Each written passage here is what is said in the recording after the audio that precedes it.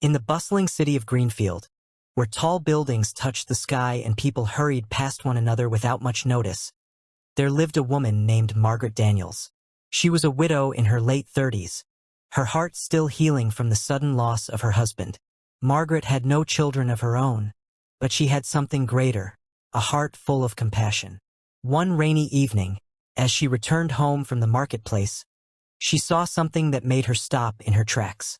Huddled under a torn piece of cardboard were 5 little girls, shivering in the cold.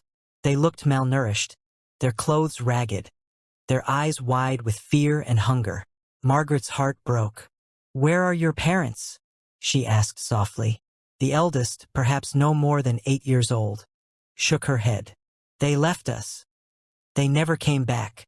Margaret did not think twice. She gathered them, drenched and trembling, and led them to her modest home.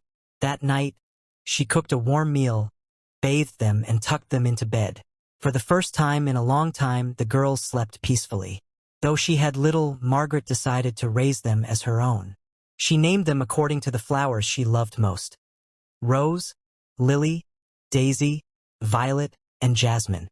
Raising 5 children was no small task. Margaret worked tirelessly, sewing clothes, selling baked goods, and cleaning homes to provide for them. Many nights she went hungry so the girls could eat. She taught them kindness, discipline, and above all, faith in themselves. The girls, despite their hard beginnings, grew with determination. Each one had her own personality and dream. Rose, the eldest, was wise beyond her years. She loved books and often helped the younger ones with homework.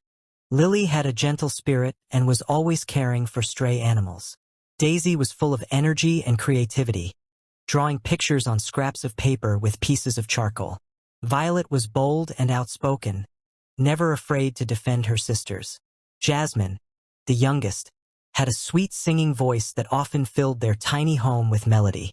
Margaret encouraged their dreams, telling them, "Your beginning may be small, but your future can be as bright as you choose." Years passed, and the little girls became women. Each one followed the path Margaret had helped them believe in. Rose earned a scholarship, studied law, and became a respected judge, known for her fairness and wisdom.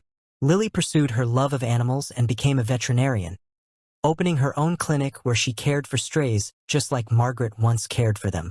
Daisy never let go of her art. She studied design and became a renowned fashion designer, her collections gracing international runways. Violet studied political science and rose to become a government minister,